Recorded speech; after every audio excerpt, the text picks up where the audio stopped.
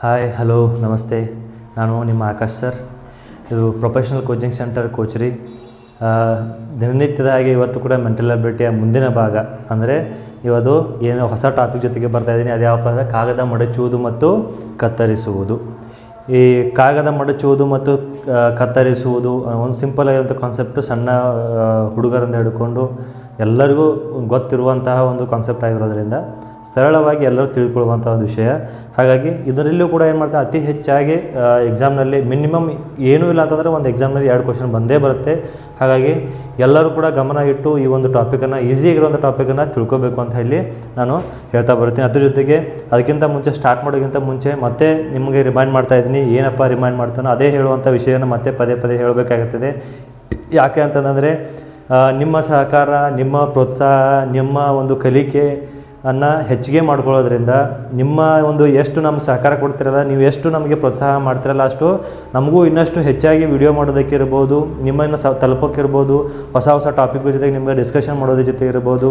ಈ ಒಂದು ನಿಮ್ಮ ಒಂದು ಎಕ್ಸಾಮ್ ಪರ್ಪಸ್ ನಿಮಗೆ ಯಾವುದು SSD ಇರ್ಬೋದು, SSC, JD ಮತ್ತು ಈ ಅಗ್ನಿವೀರ್ ಎಕ್ಸಾಮ್ ಇರ್ಬೋದು, RRB ಎಕ್ಸಾಮ್ ಇರ್ಬೋದು, ಅಥವಾ ಈ ಸ್ಟೇಟ್ ಗೌರ್ಮೆಂಟ್ ಯಾವುದೇ ಎಕ್ಸಾಮ್ ಇರ್ಬೋದು, SDA, FDA, ಅದಾದ ನಂತರದಲ್ಲಿ PC ಇರ್ಬೋದು, PSI ಇರ್ಬೋದು, ಎಲ್ಲ ಎಕ್ಸಾಮ್ನಲ್ಲೂ ಕೂಡ ಅಪ್ ಟು IAS ವರೆಗೂ ಕೂಡ ಏನು ಮಾಡ್ತಾರೆ ಅಂತಂದರೆ ಈ ಮೆಂಟಲ್ ಅಬಿಲಿಟಿ ಕ್ವಶನ್ಗಳು ಇದ್ದೇ ಇರ್ತವೆ. ಹಾಗಾಗಿ ಎಲ್ಲರೂ ಕೂಡ ಗಮನವಿಟ್ಟು ಕೇಳುವಂಥ ಒಂದು ಹೊಸ ಹೊಸ ಟಾಪಿಕ್ಗಳ ಜೊತೆಗೆ ಅರ್ಥ ಆಗಲಿಲ್ಲ, ನಿಮಗೆ ತಿಳಿಲಿಲ್ಲ ಅಂತಂದರೆ ಕಮೆಂಟ್ ಮಾಡಿ, ಕಮೆಂಟ್ ಮುಖಾಂತರ ತಿಳಿಸಿ. ನಾವು ಏನು ಮಾಡ್ತೀವಿ ಅಂದರೆ ಇನ್ನೊಮ್ಮೆ ಆ ಟಾಪಿಕ್ದ ಬಗ್ಗೆ ನಿಮಗೆ ಇಲ್ಲಿ ಅತಿ ಹೆಚ್ಚಿನ ಪ್ರಮಾಣದಲ್ಲಿ ಅಥವಾ ಸರಳವಾಗಿ ತಿಳಿಸುವಂಥ ಕೆಲಸವನ್ನು ಏನು ಮಾಡ್ತೀವಿ, ನಾವಿಲ್ಲಿ ಮಾಡ್ತಾ ಹೋಗ್ತೀವಿ. ಹಾಗಾಗಿ ನೀವು ನಿಮ್ಮ ಸಹಕಾರ, ನಿಮ್ಮ ಪ್ರೋತ್ಸಾಹ ನಮಗೆ ಭಾಳಷ್ಟು ಇಂಪಾರ್ಟೆಂಟ್ ಆಗಿರ್ತದೆ.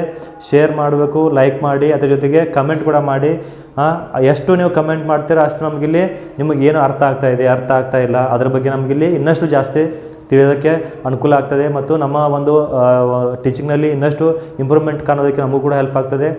ನಿಮ್ಮ ಸಹಕಾರ ನಮಗೆ ಬೇಕಾಗುತ್ತದೆ. ಹಾಗಾಗಿ ಈ ಒಂದು ಪ್ರೊಫೆಷ್ನಲ್ ಕೋಚಿಂಗ್ ಸೆಂಟರ್ ಯೂಟ್ಯೂಬ್ ಕ್ಲಾಸ್ಗಳ ಜೊತೆಗೆ ಇಲ್ಲಿ ಆಫ್ಲೈನ್ ಕ್ಲಾಸ್ಗಳು ಕೂಡ ನಾವಿಲ್ಲಿ ಕ್ಲಾಸ್ನಲ್ಲಿ ತೊಗೋತಾ ಇದ್ದೀವಿ. ಹಾಗಾಗಿ ಎಲ್ಲ ವಿದ್ಯಾರ್ಥಿಗಳು ಕೂಡ ಏನು ಮಾಡಬೇಕಂತಂದರೆ ಇದರ ಸದುಪಯೋಗ ತೊಗೊಂಡು ನಿಮ್ಮ ಬರುವಂಥ ಈ ಫೆಬ್ರವರಿಯಲ್ಲಿ ಬರುವಂತಹ, ಇವತ್ತಿಂದ ಫೆಬ್ರವರಿ ಸ್ಟಾರ್ಟ್ ಆಗ್ತದೆ, ಬರುವಂತಹ ಈ SSC, JD ಎಕ್ಸಾಮ್ಗಳಲ್ಲಿ ನೀವು ಅತಿ ಹೆಚ್ಚಾಗಿ ಪ್ರಮಾಣದಲ್ಲಿ ವಿದ್ಯಾರ್ಥಿಗಳು ನಮ್ಮ ಒಂದು ಯೂಟ್ಯೂಬ್ ಚಾನಲನ್ನು ಬಳಕೆ ಮಾಡಿಕೊಂಡು ನಿಮ್ಮ ಒಂದು ಕರಿಯರ್ನ ಸಕ್ಸಸ್ ಮಾಡ್ಕೊಳ್ಳಿ, ಡೆವಲಪ್ಮೆಂಟ್ ಮಾಡ್ಕೊಳ್ಳಿ ಅಂತ ಹೇಳ್ತಾ ಏನು ಮಾಡ್ತಾಯಿದ್ದೀನಿ ಅಂತಂದರೆ ಇವತ್ತಿನ ಈ ಟಾಪಿಕನ್ನು ಏನು ಮಾಡ್ತೀನಿ, ಸ್ಟಾರ್ಟ್ ಮಾಡ್ತೀನಿ. ಏನು ಇವತ್ತಿನ ಈ ಟಾಪಿಕ್ ಅಂತಂದರೆ ಸಿಂಪಲ್ ಆಗಿರುವಂಥದ್ದು. ಒಂದು ಪೇಪರ್ ಇರ್ತದೆ, ಒಂದು ಏನು ಕಾಗದ, ಒಂದು ಪೇಪರ್ ಇರ್ತದೆ.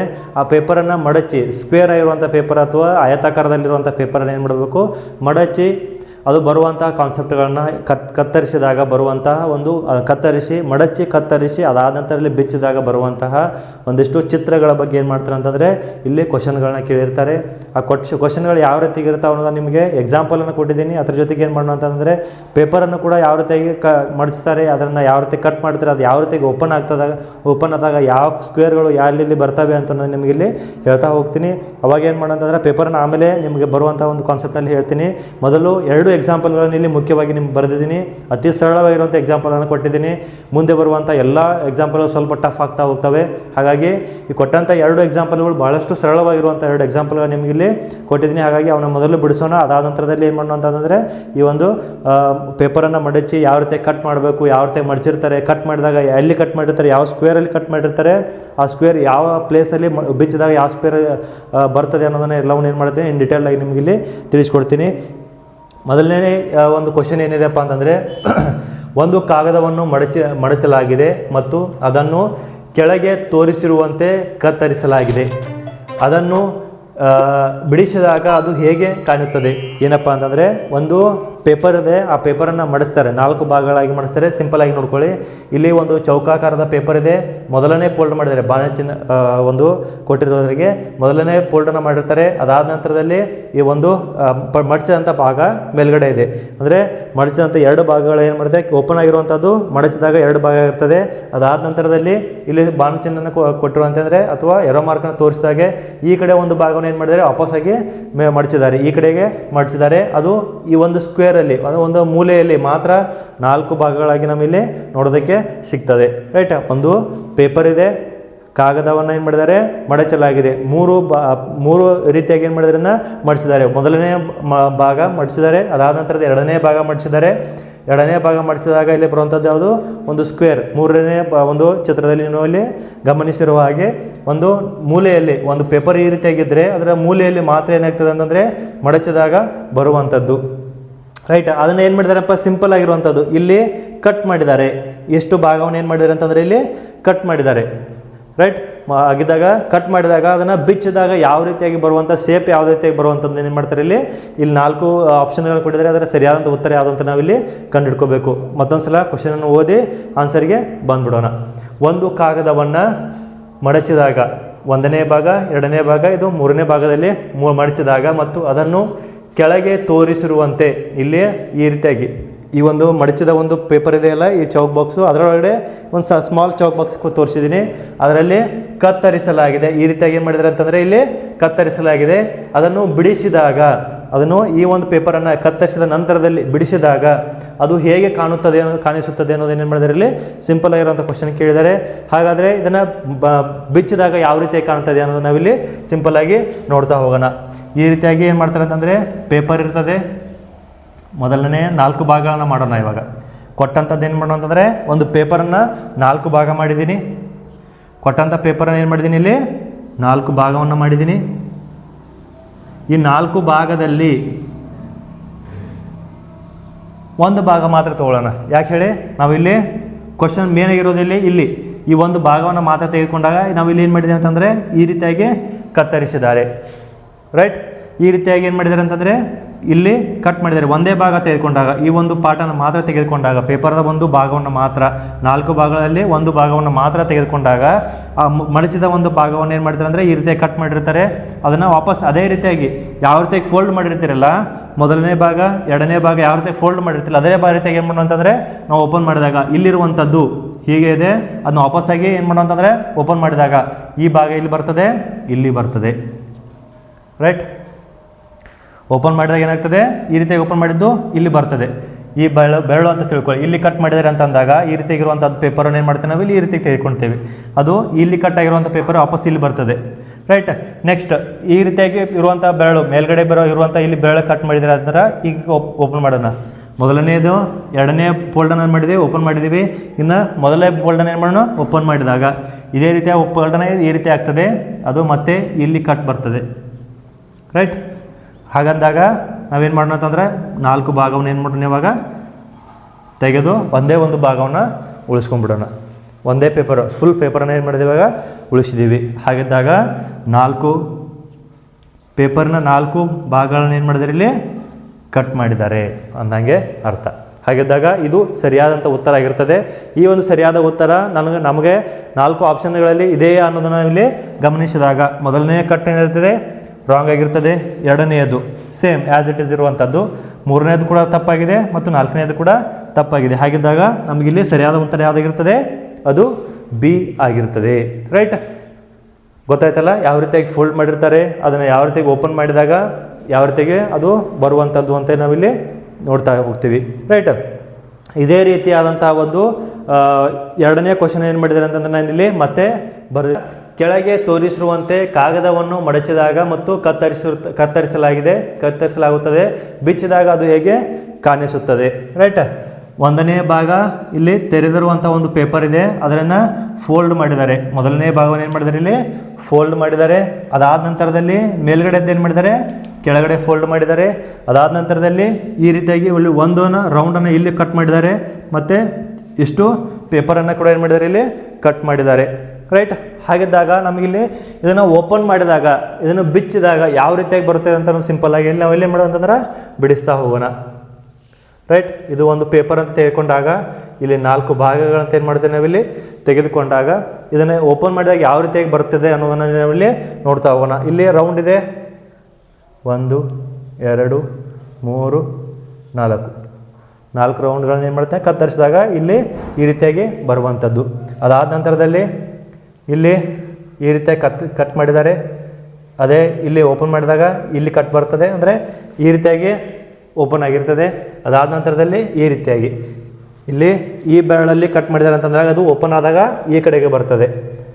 ನೋಡಿ ಇಲ್ಲಿ ಕಟ್ ಮಾಡಿದ್ದಾರೆ ಅಂತಂದರೆ ಅದು ಓಪನ್ ಮಾಡಿದಾಗ ಈ ಕಡೆ ಬರ್ತದೆ. ಹಾಗಿದ್ದಾಗ ನಮಗೆ ಮತ್ತೆ ಇಲ್ಲಿ 2 ಬರುವಂಥದ್ದು. ಇವಾಗ ಏನು ಮಾಡೋಣ ಅಂತಂದರೆ ಈ ಒಂದು 4 ಭಾಗವನ್ನು ಏನು ಮಾಡೋಣ ಅಂತಂದರೆ ಅಳಿಸ್ಕೊಂಡಾಗ ನಮಗಿಲ್ಲಿ ಸರಿಯಾದಂಥ ಉತ್ತರ ಏನಾಗ್ತದೆ ಸಿಗ್ತದೆ. ರೈಟ್.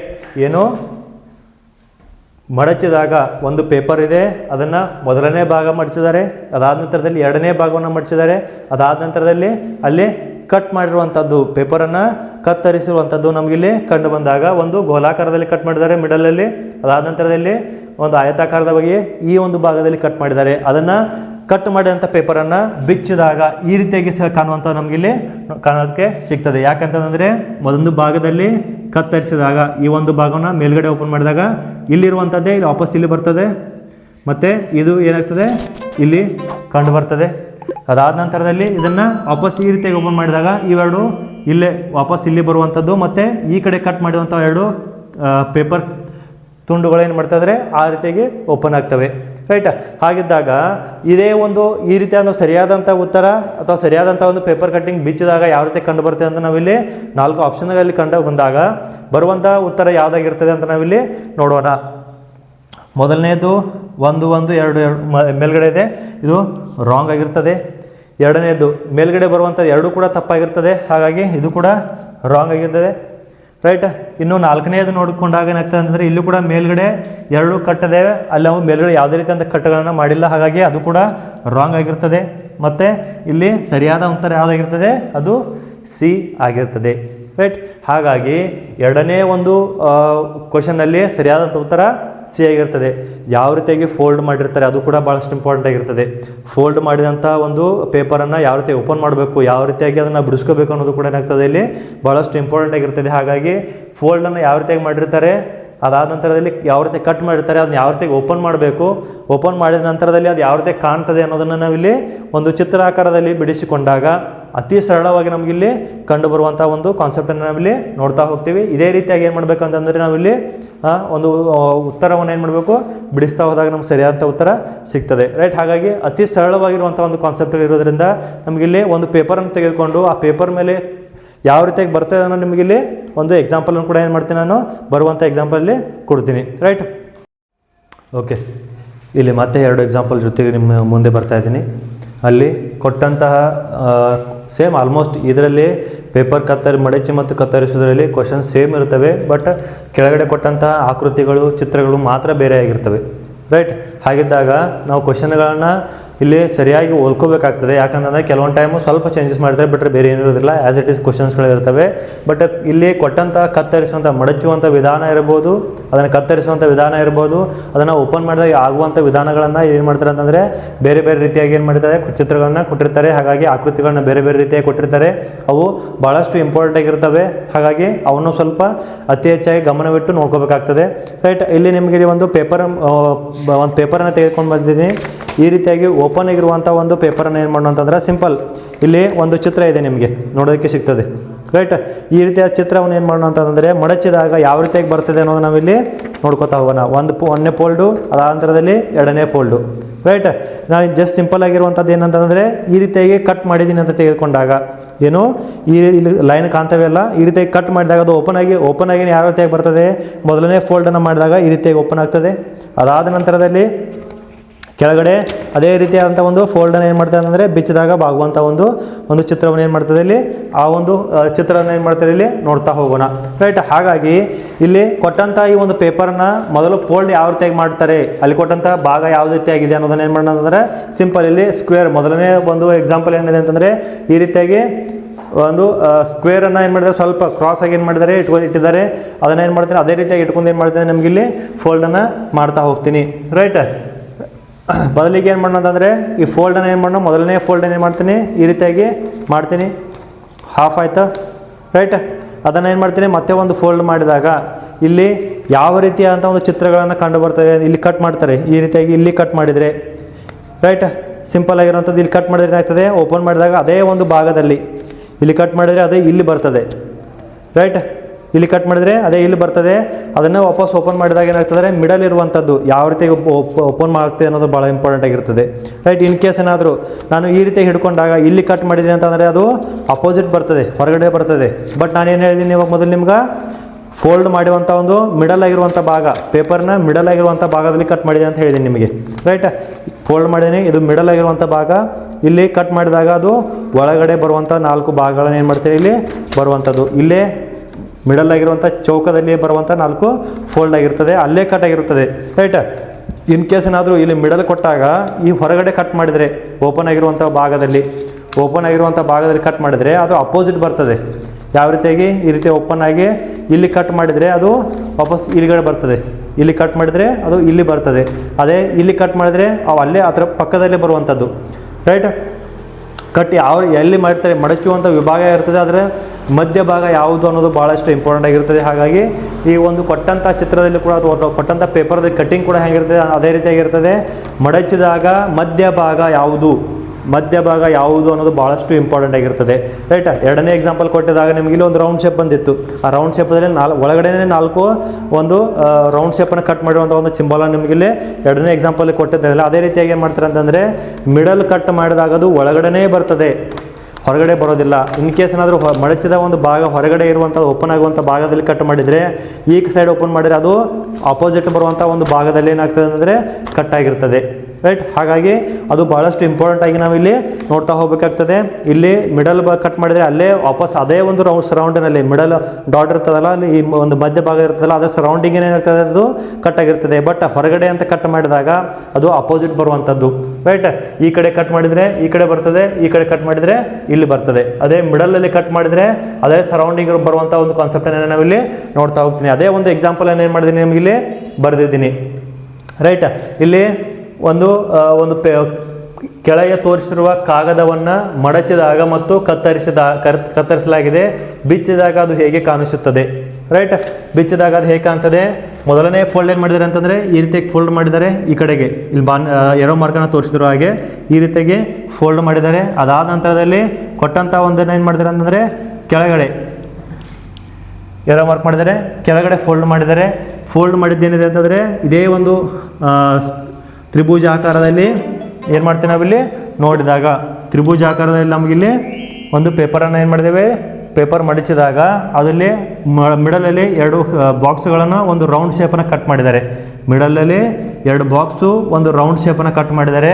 ಅದು ಯಾವ ರೀತಿಯಾಗಿ ಕಾಣ್ತದೆ ಅನ್ನೋದು ನಾವಿಲ್ಲಿ ಬಿಡಿಸಿಕೊಂಡಾಗ, ಅದು ಯಾವ ರೀತಿಯಾಗಿ ಕಾಣಿಸ್ತದೆ ಅನ್ನೋದು ಬಿಡಿಸಿಕೊಂಡಾಗ 4 ಭಾಗಗಳನ್ನು ಮಾಡ್ತೀನಿ.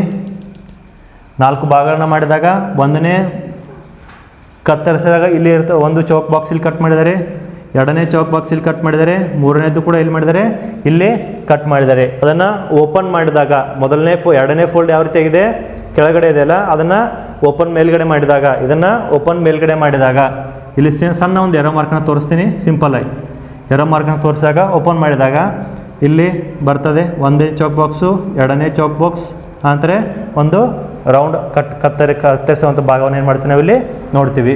ಇನ್ನು ನೆಕ್ಸ್ಟ್ ಇದನ್ನು ಏನು ಮಾಡ್ತೀವಿ ಅಂದರೆ ವಾಪಸ್ಸಾಗಿ ಈ ಕಡೆಗೆ ಓಪನ್ ಮಾಡಿದಾಗ ಇರುವಂಥದ್ದು ಹೀಗೆ ಇರ್ತದೆ. ಅದನ್ನು ಈ ರೀತಿಯಾಗಿ ಓಪನ್ ಮಾಡಿದಾಗ ಈ ಭಾಗ ಏನಾಗ್ತದೆ, ಈ ಕಡೆ ಬರ್ತದೆ, ರೈಟ್. ಯಾವ ರೀತಿಯಾಗಿ ಬರ್ತದೆ, ಈ ರೀತಿಯಾಗಿ ಎರೋ ಮಾರ್ಕನ್ನು ತೋರಿಸಿದಾಗ ಈ ಒಂದು ಭಾಗ ಅಪೋಸಿಟ್ ಬರ್ತದೆ.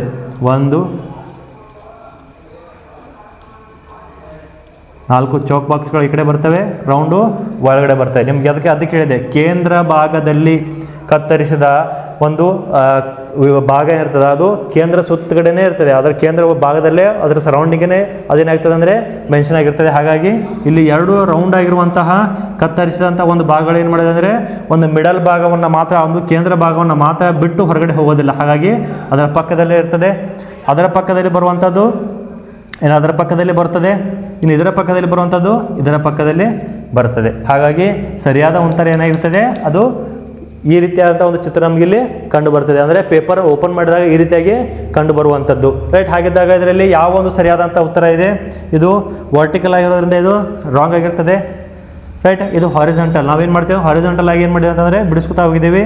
ಚೌಕ್ ಬಾಕ್ಸ್, 2 ಚೌಕ್ ಬಾಕ್ಸ್ ಇದ್ದಾವೆ, ಅದರ ಸರೌಂಡಿಂಗ್ ರೌಂಡ್ ಇದ್ದಾವೆ. ಅದಂತರದಲ್ಲಿ ಸರಿಯಾದ ಉತ್ತರ ಬಿ ಆಗಿರ್ತದೆ. ಇಲ್ಲಿ ನೋಡೋದಾದರೆ ಏನಾಗ್ತದೆ ಅಂದರೆ 2 ರೌಂಡ್ಗಳು ಈ ಕಡೆ ಇದ್ದಾವೆ, ಇನ್ನು 2 ರೌಂಡು ಈ ಕಡೆ ಇದ್ದಾವೆ. ಹಾಗಾಗಿ ಇದು ತಪ್ಪಾಗಿರ್ತದೆ. ಇದು ಈ ಕಡೆ ಒಂದೇ ಲೈನ್ ಇರೋದ್ರಿಂದ ಅದು ಕೂಡ ರಾಂಗ್ ಆಗಿರ್ತದೆ. ಹಾಗಾಗಿ ಇಲ್ಲಿ ಸರಿಯಾದ ಉತ್ತರ ಯಾವುದಾಗಿರ್ತದೆ, ಅದು ಬಿ ಆಗಿರ್ತದೆ. ಹಾಗಾಗಿ ಕೊಟ್ಟಂಥ ಕ್ವಶನಲ್ಲಿ ಪೇಪರ್ನ ಯಾವ ಭಾಗದಲ್ಲಿ ಯಾವ ಒಂದು ಬಾಂಚನ್ ಅಂದ್ರೆ ಅಥವಾ ಎರೋ ಮಾರ್ಕನ್ನು ತೋರಿಸಿರ್ತಾರಲ್ಲ ಆ ಕಡೆಗೆ ಮಡಚಿದಂಥ ಭಾಗವನ್ನು ಏನು ಮಾಡಬೇಕು, ಅದೇ ರೀತಿಯಾಗಿ ಓಪನ್ ಮಾಡಿದಾಗ ಸರಿಯಾದಂಥ ಉತ್ತರ ನಮಗಿಲ್ಲಿ ಸಿಗ್ತಾ ಹೋಗ್ತದೆ. ರೈಟ್, ಅದೇ ರೀತಿಯಾಗಿ ಅದನ್ನು ಬಿಡಿಸ್ಬೇಕು. ಓಕೆ, ಇಲ್ಲಿ ಕೆಳಗೆ ತೋರಿಸಿರುವಂತೆ ಒಂದು ಕಾಗದವನ್ನು ಮಡಚಿ ಕತ್ತರಿಸಲಾಗಿದೆ. ಈ ಮಡಚಿದ ಕಾಗದವನ್ನು ಬಿಡಿಸಿದಾಗ ಅದು ಹೇಗೆ ಕಾಣಿಸುತ್ತದೆ ಅನ್ನೋ ಸಿಂಪಲ್ ಆಗಿರೋಂಥ ಕ್ವಶನ್ ಇದೆ. ಸಿಂಪಲ್ ಆಗಿರುವಂಥ ಒಂದು ಫೋಲ್ಡಿಂಗ್ ಒಂದು ತೆಗೆದುಕೊಂಡಿದ್ದೀನಿ ಅತಿ ಸರಳವಾಗಿ. ಯಾಕೆಂದರೆ ನಿಮಗಿಲ್ಲಿ ಅರ್ಥ ಆಗುವ ರೀತಿಯಲ್ಲಿ ಅರ್ಥ ಆಗುವಂಥ ಒಂದು ಎಕ್ಸಾಂಪಲ್ಗಳನ್ನ ತೆಗೆದುಕೊಳ್ತಾ ಬಂದಾಗ ನಿಮಗಿಲ್ಲಿ ಎಷ್ಟೇ ಡಿಫಿಕಲ್ಟ್ ಇರುವಂಥ ಒಂದು ಕ್ವಶನ್ಸ್ಗಳು ಬಂದಾಗ ಏನಾಗ್ತದೆ, ಅದಕ್ಕೆ ಹೇಳಿದಂಥ ಒಂದು ಮೆಥಡನ್ನು ನೀವು ಇಲ್ಲಿ ಯೂಸ್ ಮಾಡಿದ್ದೆ ಆದಲ್ಲಿ ಏನಾಗ್ತದೆ ಅಂದರೆ ಅದೇ ಸರಳವಾಗಿ ಬಿಡಿಸುವಂಥ ಒಂದು ಮೆಥಡ್ ನಿಮಗಿಲ್ಲಿ ಸಿಗ್ತಾ ಹೋಗ್ತದೆ. ಹಾಗಾಗಿ ಒಂದು ಎಕ್ಸಾಂಪಲ್ಗಳನ್ನ ಏನು ಮಾಡ್ತೀನಿ, ಅತಿ ಸರಳವಾಗಿರುತ್ತೆ ಎಕ್ಸಾಂಪಲ್ಗಳನ್ನ ನಾನು ತೆಗೆದುಕೊಂಡು ಬರ್ತಾ ಇದ್ದೀನಿ. ಹಾಗಾಗಿ ಮುಂದೆ ಯಾವುದೇ ರೀತಿಯಾದಂಥ ಕಷ್ಟಕರ ಒಂದು ಎಕ್ಸಾಂಪಲ್ಗಳು ಬಂದರೂ ಕೂಡ ನಾನು ಹೇಳಿದಂಥ ಮೆಥಡ್ಡು ಈ ರೀತಿಯಾಗಿ ಬಿಡಿಸುವಂಥ ಹೇಳಿದಂಥ ಮೆಥಡ್ಡು ನಿಮಗೆ ಏನಾಗ್ತದೆ, ಅತಿ ಸರಳವಾಗಿ ಬಿಡಿಸುವಂಥ ಒಂದು ಮಾರ್ಗ ಆಗಿರ್ತದೆ. ಯಾವುದೇ ಒಂದು ಎಕ್ಸಾಮ್ನಲ್ಲಿ ಅತಿ ಕೂಲಾಗಿ ಕಾಮಾಗಿ ಬಿಡಿಸುವಂಥ ಒಂದು ಸರಳವಾದಂಥ ನಿಯಮವನ್ನು ಏನು ಮಾಡಿದ್ದೀನಿ ನಿಮಗಿಲ್ಲಿ ತಿಳಿಸ್ಕೊಟ್ಟಿದ್ದೀನಿ. ಹಾಗಾಗಿ ಅದೇ ರೀತಿಯಾದಂಥ ಒಂದು ನಿಯಮಗಳನ್ನ ಏನು ಮಾಡ್ತಂದ್ರೆ ಮುಂದೆ ಬರುವಂಥ ಎಲ್ಲ ಎಕ್ಸಾಮ್ಗಳಲ್ಲೂ ಕೂಡ ಏನು ಮಾಡ್ಬೋದು, ನೀವು ಇಲ್ಲಿ ಅದನ್ನು ನೆನಪಿಟ್ಕೊಳ್ಳುವಂಥ ಯಾವುದೇ ರೀತಿಯಾದಂಥ ಸೂತ್ರ ಇರೋದಿಲ್ಲ. ಯಾವುದೇ ರೀತಿ ಅಂದರೆ ನಾನು ಇಷ್ಟು ಕ್ಲಾಸ್ ಮಾಡಿದರೂ ಕೂಡ ಎಲ್ಲ ಒಂದು ಕಾನ್ಸೆಪ್ಟಲ್ಲಿ ಒಂದು ಅದರದೇ ಆದಂಥ ಒಂದು ನಿಯಮಗಳಿರ್ತವೆ, ಅದರದೇ ಆದಂಥ ಸೂತ್ರಗಳಿರ್ತವೆ. ಅದರ ಪ್ರಕಾರ ಬಿಡಿಸ್ಬೇಕು ಅಂತೇಳಿ ಅವರು ಹೇಳ್ತಾ ಹೋಗ್ತಾರೆ. ಬಟ್ ನಮ್ಮ ಒಂದು ವಿದ್ಯಾರ್ಥಿಗಳ ಮೆಂಟಾಲಿಟಿ ಯಾವರ್ತಿ ಇರುತ್ತೆ ಅಂದರೆ ನಮಗೆ ಎಕ್ಸಾಮ್ನಲ್ಲಿ ಸೂತ್ರ ನೆನಪಿಟ್ಕೊಂಡು ಹೋಗೋದಕ್ಕಾಗೋದಿಲ್ಲ, ಸೂತ್ರವನ್ನು ಹಿಡ್ಕೊಂಡು ನಮಗೆ ಬಿಡಿಸೋಕ್ಕಾಗೋದಿಲ್ಲ, ಟೈಮ್ ಭಾಳ ಹೋಗ್ತದೆ ಅನ್ನುವಂಥ ವಿದ್ಯಾರ್ಥಿಗಳು ಇರ್ತಾರಲ್ಲ ಅವರಿಗೆ ಅತಿ ಸರಳವಾಗಿ ತಿಳಿಯುವಂಥ ರೀತಿಯಲ್ಲಿ ಏನು ಮಾಡಿದೆ ಅಂತಂದರೆ ಇಲ್ಲಿ ಎಲ್ಲ ಒಂದು ಮೆಂಟಲ್ ಅಬಿಲಿಟಿ ಕ್ವಶನ್ಗಳನ್ನು ಇಲ್ಲಿ ಒಂದು ವಿದ್ಯಾರ್ಥಿಗಳ ಒಂದು ಮೆಂಟಲ್ ವಿಚಾರಗಳಲ್ಲಿ ಇಟ್ಕೊಂಡು ಅಥವಾ ಅವರ ಒಂದು ಬುದ್ಧಿಮತ್ತೆ ಯಾವ ರೀತಿಗೆ ಇರ್ತದೆ, ಎಕ್ಸಾಮ್ನಲ್ಲಿ ಅವ್ರು ಯಾವ ರೀತಿ ವಿಚಾರ ಮಾಡಿ ಬಿಡಿಸ್ತಾರೆ ಅನ್ನೋದನ್ನ ಒಂದು ತಿಳಿದುಕೊಂಡು ಏನು ಮಾಡಿದೆ ಅಂತಂದರೆ ಅತಿ ಸರಳವಾಗಿ ಅವರ ಒಂದು ವಿಚಾರಕ್ಕೆ ತಕ್ಕಂತೆ ಏನು ಮಾಡಿದೆ ಅಂತಂದರೆ ನಾನು ಎಲ್ಲ ಎಕ್ಸಾಂಪಲ್ಗಳನ್ನ ಬಿಡಿಸಿ ತೋರಿಸ್ತಾ ಇದ್ದೀನಿ. ಇಲ್ಲಿ ಯಾವುದೇ ರೀತಿಯಾದ ಸೂತ್ರಗಳನ್ನ ಬಳಕೆ ಮಾಡಿರೋದಿಲ್ಲ. ಹಾಗಾಗಿ ಎಷ್ಟೋ ಜನ ಏನು ಮಾಡ್ತಾರಪ್ಪ ಅಂದರೆ ಸೂತ್ರಗಳು ಬೇಕು, ನಮ್ಮ ಸೂತ್ರಗಳನ್ನ ಬಿಡಿಸಬೇಕು, ಅದು ಎಕ್ಸಾಮ್ನಲ್ಲಿ ಭಾಳಷ್ಟು ಟೈಮ್ ತಿಂತದೆ. ರೈಟ್, ಏನೋ ಸೂತ್ರಗಳನ್ನ ಮುಖಾಂತರ ಬಿಡಿಸೋದ್ರಿಂದ ಏನಾಗ್ತದೆ, ಅದು ಭಾಳಷ್ಟು ಟೈಮ್ ತಿನ್ನೋದ್ರಿಂದ ಆ ಸೂತ್ರಗಳನ್ನು ಬಿಟ್ಟು ನಾವು ಯಾವ ರೀತಿ ಸಾಲ್ವ್ ಮಾಡಬೇಕು ಅನ್ನೋದನ್ನು ಸೂತ್ರವನ್ನು ಬಿಡಿಸಿದ್ರು ಕೂಡ ಅದೇ ಆನ್ಸರ್ ಬರ್ತದೆ. ಸೂತ್ರವನ್ನು ಬಿಟ್ಟು ನಾವು ಶಾರ್ಟ್ಕಟ್ ಮೆಥಡನ್ನು ಯೂಸ್ ಮಾಡಿದಾಗ ಕೂಡ ಅದೇ ಆನ್ಸರ್ ಬರ್ತದೆ. ಹಾಗಾಗಿ ಬಿಡಿಸುವಂಥ ಮೆಥಡ್ ಇಂಪಾರ್ಟೆಂಟ್ ಆಗಿರ್ತದೆ ಹೊರತಾಗಿ ಯಾವ ಮೆಥಡ್ ಮುಖಾಂತರ ನಾವು ಬಿಡಿಸಿದೆ ಅನ್ನೋದು ಇಂಪಾರ್ಟೆಂಟ್ ಆಗಿರೋದಿಲ್ಲ. ನಾವು ಬಿಡಿಸಿದೀವಾ, ಸರಿಯಾದಂಥ ಉತ್ತರ ಬಂದಿದೆಯಾ, ಅಷ್ಟೇ ಮುಗೀತು. ರೈಟ್, ಬೇರೆ ವಿಚಾರ ಮಾಡುವಂಥ ಅವಶ್ಯಕತೆ ನಮಗಿಲ್ಲಿ ಇರೋದಿಲ್ಲ. ಹಾಗಾಗಿ ಯಾವ ಮೆಥಡ್ ಮುಖಾಂತರ ನಾವು ಬಿಡಿಸ್ತೀವಿ ಅನ್ನೋದಕ್ಕೆ ಇಂಪಾರ್ಟೆಂಟ್ ಆಗೋದಿಲ್ಲ. ಅಲ್ಲಿ ನಾವು ಬಂದಂಥ ಆನ್ಸರ್ ಸರಿಯಾಗಿದೆ ಅನ್ನೋದನ್ನು ಮಾತ್ರ ಇಲ್ಲ ನಾವು ಏನು ಮಾಡಬೇಕು ತಿಳ್ಕೊಬೇಕಾಗ್ತದೆ. ಯಾಕಪ್ಪ ಅಂತಂದರೆ ನಮಗಿಲ್ಲಿ ಟೈಮ್ ಈಸ್ ಮನಿ. ಎಕ್ಸಾಮ್ನಲ್ಲಿ ಕೊಟ್ಟಂಥ 60 ನಿಮಿಷ ಇರ್ಬೋದು, 90 ನಿಮಿಷ ಇರ್ಬೋದು, ಅಥವಾ 2 ಗಂಟೆ 3 ಗಂಟೆ ಹೇಳ್ತೀವಲ್ಲ, ಆ ಒಂದು 120 ನಿಮಿಷ 90 ನಿಮಿಷ 60 ನಿಮಿಷ ಅಥವಾ ಈ ರೀತಿಯ ಕೊಟ್ಟಂಥ ಸಮಯದಲ್ಲಿ ಕೊಟ್ಟಂಥ ಕ್ವಶನ್ ಎಲ್ಲವನ್ನು ಟಚ್ ಮಾಡಿ ಎಲ್ಲ ಕ್ವಶನ್ಗಳ ಸರಿಯಾದಂಥ ಉತ್ತರವನ್ನು ಬರಿಬೇಕು ಅಂತಂದರೆ ನಮಗಿಲ್ಲಿ ಎಲ್ಲ ಸೂತ್ರಗಳನ್ನು ಹಾಕಿ ಅದನ್ನು ಬಿಡಿಸಿ ಅದಾದ ನಂತರದಲ್ಲಿ ನಾವು ಆಪ್ಷನ್ ಹಾಕ್ತೀವಿ ಅಂತಂದರೆ ನಿಮಗೆ ಯಾವುದೇ ರೀತಿಯ ಸಮಯ ಸಾಕಾಗುವುದಿಲ್ಲ. ರೈಟ್, ಹಾಗಾಗಿ ಕೊಟ್ಟಂಥ ವಿಷಯವನ್ನು ಅರ್ಥ ಮಾಡಿಕೊಂಡು ಅದನ್ನು ಎಷ್ಟು ಸರಳವಾಗಿ ಎಷ್ಟು ಡಿಫಿಕಲ್ಟ್ ಇದ್ರೂ ಕೂಡ ಅದನ್ನು ಸರಳವಾಗಿ ಬಿಡಿಸುವಂಥ ಮೆಥಡ್ ನಮ್ಗೆ ಗೊತ್ತಿದ್ರೆ ಏನಾಗಬೇಕು ಅಂತಂದರೆ ನಮಗಿಲ್ಲಿ ಸರಿಯಾದಂಥ ಉತ್ತರ ನಮಗಿಲ್ಲಿ ಸಿಕ್ಕಿದ್ರೆ ಸಾಕು. ಅತಿ ಕಡಿಮೆ ಸಮಯ ತೆಗೆದುಕೊಳ್ಳುವಂಥ ಒಂದು ಮೆಥಡ್ ನಾವಿಲ್ಲಿ ಎಕ್ಸಾಮ್ನಲ್ಲಿ ಬಳಕೆ ಮಾಡ್ಕೋಬೇಕಾಗ್ತದೆ. ಹಾಗಾಗಿ ನಾವು ಹೇಳಿದಂಥ ಎಲ್ಲ ಮೆಥಡ್ಗಳು ಕೂಡ ಏನಾಗ್ತದೆ ಅಂತಂದರೆ ಅತಿ ಸರಳವಾಗಿರುವಂಥ ಮೆಥಡನ್ನು ನಾನಿಲ್ಲಿ ಹೇಳ್ತಾ ಬರ್ತಾ ಇದ್ದೀನಿ. ರೈಟ್, ಅದಕ್ಕೋಸ್ಕರ ಏನು ಮಾಡ್ತೇನೆ, ಫಿಸಿಕಲ್ ಆಗಿರುವಂಥ ಒಂದು ಎಕ್ಸಾಂಪಲ್ಗಳನ್ನ ನಿಮಗಿಲ್ಲಿ ಕೊಡ್ತೀನಿ. ರೈಟ್, ಇಲ್ಲಿ ಸಿಂಪಲ್ ಆಗಿರುವಂಥ ಒಂದು 3 ಭಾಗಗಳನ್ನು ಕೊಟ್ಟಿದ್ದಾರೆ, 3 ಒಂದು ಆಕೃತಿಯನ್ನು ಕೊಟ್ಟಿದ್ದಾರೆ. ಅಲ್ಲಿ ಮೊದಲನೇ ಫೋಲ್ಡ್ ಇರ್ತದೆ, ಈ ರೀತಿಯಾಗಿ ಫೋಲ್ಡ್ ಮಾಡ್ತಾರೆ. ಎರೋ ಮಾರ್ಕನ್ನು ತೋರಿಸಿದ್ದೀನಿ. ಆ ಎರೋ ಮಾರ್ಕ್ನಲ್ಲಿ ಒಂದು ಫೋಲ್ಡನ್ನು ಮಾಡಿದ್ದಾರೆ. ಅದಾದ ನಂತರದಲ್ಲಿ 2ನೇ ಫೋಲ್ಡನ್ನು ಮಾಡಿದ್ದಾರೆ. ಈ ರೀತಿಯಾಗಿ ಎರೋ ಮಾರ್ಕನ್ನು ತೋರಿಸಿದ್ದೀನಿ. ಅದಾದ ನಂತರ 3ನೇ ಇದರಲ್ಲಿ ಏನು ಮಾಡಿದಾರಪ್ಪ ಅಂತಂದರೆ ಸಿಂಪಲ್ ಆಗಿ ಕಟ್ಟಿಂಗ್ ಇರ್ತದೆ. ಇಲ್ಲಿ ಮಿಡಲಲ್ಲಿ ಏನು ಮಾಡಿದ್ದಾರೆ ಅಂತಂದರೆ ಈ ರೀತಿಯಾಗಿ ಏನು ಮಾಡ್ತಾರೆ, ಕಟ್ ಮಾಡಿದಂಥ ಒಂದು ಮೆಥಡ್ ಏನು ಮಾಡ್ತಾರೆ ಇಲ್ಲಿ ಅವರು ನೋಡ್ತಾ ಹೋಗ್ತೀವಿ. ರೈಟ್, ಇಲ್ಲಿಯೂ ಕೂಡ ಏನು ಮಾಡಬೇಕಪ್ಪ ಅದನ್ನು ನಾವಿಲ್ಲಿ ಕೊಟ್ಟಂಥ ಒಂದು ಕ್ವಶನಲ್ಲಿ ಸಿಂಪಲ್ ಆಗಿ ಅದೇ ಮೆಥಡನ್ನು ಮತ್ತೆ ಬಳಕೆ ಮಾಡಿಕೊಂಡಾಗ ನಮಗಿಲ್ಲಿ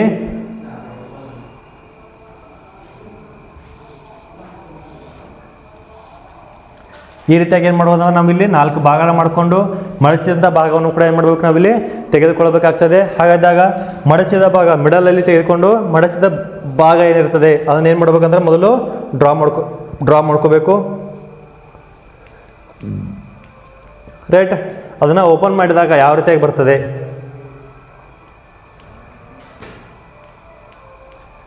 ರೈಟ್, ಇಲ್ಲಿ ಸ್ವಲ್ಪ ಚಿತ್ರದಲ್ಲಿ ವ್ಯತ್ಯಾಸ ಆಗಬಹುದು, ಬಟ್ ಅದೇ ರೀತಿಯಾದಂಥ ಒಂದು ಉತ್ತರ ಏನಾಗ್ತದೆ ಅಂದರೆ ಇಲ್ಲಿ ಬರುವಂಥದ್ದು. ರೈಟ್, ನಾವಿಲ್ಲಿ ಇದೇ ಈ ರೀತಿಯಾದಂಥ ಒಂದು ಮಡಚಿದ ಭಾಗವನ್ನು ಓಪನ್ ಮಾಡಿದಾಗ ಈ ಒಂದು ಮಡಚಿದ ಭಾಗ ಈ ರೀತಿಯಾಗಿ ಇರ್ತದೆ. ಅದನ್ನು ಓಪನ್ ಮಾಡಿದಾಗ ಈ ರೀತಿಯಾಗಿ ಇದ್ದದನ್ನು ನಾವಿಲ್ಲಿ ಓಪನ್ ಮಾಡಿದಾಗ ಬರುವಂಥ ಒಂದು ಆನ್ಸರ್ ನಮಗಿಲ್ಲಿ ಸಿಗ್ತದೆ. ಹಾಗಿದ್ದಾಗ ಸರಿಯಾದಂಥ ಉತ್ತರ ಯಾವುದಾಗಿರ್ತದೆ ಇಲ್ಲಿ ಎ. ನಾವಿಲ್ಲಿ ನೋಡುವಂಥದ್ದು ಬಿ, ಮಡಚಿದಂಥ ಭಾಗದಲ್ಲಿ ಒಂದು ಮಿಸ್ಸಿಂಗ್ ಇದೆ, ಅದು ಮಿಸ್ಸಿಂಗ್ ಬರ್ತದೆ. ಇಲ್ಲಿ ಮಡಚಿದ ಭಾಗದಲ್ಲಿ 2 ಮಿಸ್ಸಿಂಗ್ ಇದೆ, ಇಲ್ಲಿ ಎಕ್ಸ್ಟ್ರಾ ಇದೊಂದು ಎಕ್ಸ್ಟ್ರಾ ಇರುತ್ತದೆ. ಹಾಗಾಗಿ ಸರಿಯಾದಂಥ ಉತ್ತರ ಯಾವುದಾಗಿರ್ತದೆ, ಅದು ಎ ಆಗಿರ್ತದೆ. ಹಾಗಾಗಿ ನೀವು ಯಾವುದೇ ಎಕ್ಸಾಮನ್ನು ಬರೆದಾಗ ಮೆಂಟಲ್ ಅಬಿಲಿಟಿ ಮ್ಯಾಥಮೆಟಿಕ್ಸ್ ಅಂತ ಬಂದಾಗ ಈ ಒಂದು ಸೂತ್ರದ ಬೆನ್ನು ಹತ್ತೋದಕ್ಕಿಂತ ಜಾಸ್ತಿಯಾಗಿ ಸರಳ ಮೆಥಡ್ಗಳನ್ನು ನಿಮ್ಮದೇ ಒಂದು ವೇಯಲ್ಲಿ ನಾನು ಹೇಳಿದೇ ಫಾಲೋ ಮಾಡಬೇಕಂತ ಏನಿಲ್ಲ. ರೈಟ್, ನಿಮ್ಮದೇ ಆದಂಥ ಒಂದು ತಿಳುವಳಿಕೆ ಅಂತ ಇರ್ತದೆ. ಯಾರೋ ಒಬ್ಬರು ಹೇಳಿರ್ತಾರೆ ಈ ರೀತಿಯಾಗಿ ಬಿಡಿಸ್ಬೇಕು ಅನ್ನೋದನ್ನು ನೀವು ಪ್ರಾಕ್ಟೀಸ್ ಮಾಡಬೇಕಾದ್ರೆ ಇನ್ನೂ ಸರಳವಾಗಿ ಬಿಡಿಸಬಹುದು ಅನ್ನೋದನ್ನು ನಿಮ್ಗೆ ಗೊತ್ತಾಗಿ ನೀವು ಅದೇ ರೀತಿಯಾಗಿ ಬಿಡಿಸ್ಬೋದು. ಇಲ್ಲಿ ಯಾವ ಮೆಥಡನ್ನು ಯೂಸ್ ಮಾಡ್ತೇವೆ ಅನ್ನೋದು ಇಂಪಾರ್ಟೆಂಟ್ ಅಲ್ಲ, ನಮಗೆ ಬಿಡಿಸಿದ ನಂತರದಲ್ಲಿ ಬರುವಂಥ ಆನ್ಸರ್ ಸರಿಯಾಗಿದೆಯೋ ಅಥವಾ ತಪ್ಪಾಗಿದೆಯೋ ಅನ್ನೋದು ಭಾಳಷ್ಟು ಇಂಪಾರ್ಟೆಂಟ್ ಆಗಿರ್ತದೆ. ಯಾಕಂತಂದರೆ ಸಮಯ ಪ್ರಜ್ಞೆ ನಮಗೂ ಭಾಳಷ್ಟು ಬೇಕಾಗ್ತದೆ. ಅದು ಎಕ್ಸಾಮ್ನಲ್ಲಿ ಅಥವಾ ಅದು ಎಸ್ಪೆಷಲಿ ಈ ಕಾಂಪಿಟೇಟಿವ್ ಎಕ್ಸಾಮ್ನಲ್ಲಿ ಸಮಯ ಪ್ರಜ್ಞೆ ಭಾಳಷ್ಟು ಇಂಪಾರ್ಟೆಂಟ್ ಆಗಿರ್ತದೆ. ಆ ಸಮಯ ಪ್ರಜ್ಞೆ ಅಥವಾ ಸಮಯವನ್ನು ಸದುಪಯೋಗಪಡಿಸುವಂಥ ಒಂದು ಮೆಥಡ್ ನಮ್ಗೆ ಗೊತ್ತಿರಬೇಕು. ಎಷ್ಟು ಕಡಿಮೆ ಅವಧಿಯಲ್ಲಿ ಒಂದು ಕ್ವಶನನ್ನು ಟಚ್ ಮಾಡ್ತೀನಿ, 1 ಸೆಕೆಂಡ್ ತೆಗೆದುಕೊಂಡು 10 ಸೆಕೆಂಡ್ ತೆಗೆದುಕೊಳ್ತೀನಿ, ಅಥವಾ 1 ನಿಮಿಷ ತೆಗೆದುಕೊಳ್ತೀನಿ, 2 ನಿಮಿಷ ತೆಗೆದುಕೊಳ್ತೀನಿ, ಅಥವಾ 10 ನಿಮಿಷ ತೆಗೆದುಕೊಳ್ತೀನಿ ಒಂದು ಕ್ವಶನನ್ನು ಬಿಡಿಸೋದಕ್ಕೆ, ಅದು ಭಾಳಷ್ಟು ಇಂಪಾರ್ಟೆಂಟ್ ಆಗಿರ್ತದೆ.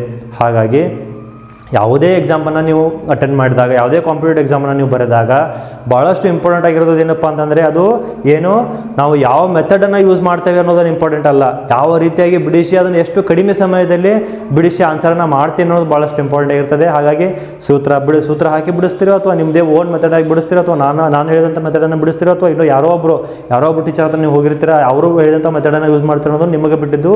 ಹಾಗಾಗಿ ಅತಿ ಸಮಯ ಕಡಿಮೆ ತೆಗೆದುಕೊಳ್ಳುವಂಥ ಒಂದು ಮೆಥಡನ್ನು ಬಳಕೆ ಮಾಡಿ ಎಕ್ಸಾಂಪಲ್ ಏನು ಮಾಡ್ತೀವಿ ಸಕ್ಸಸ್ಸನ್ನು ಕಾಣುವಂತ ಏನು ಮಾಡ್ತೀನಿ ಅಂತಂದರೆ ಈ ಒಂದು ಸರಳ ಮೆಥಡ್ಗಳನ್ನು ನಿಮಗೆ ಇಲ್ಲಿ ಹೇಳ್ತಾ ಬರ್ತಾ ಇದ್ದೀನಿ.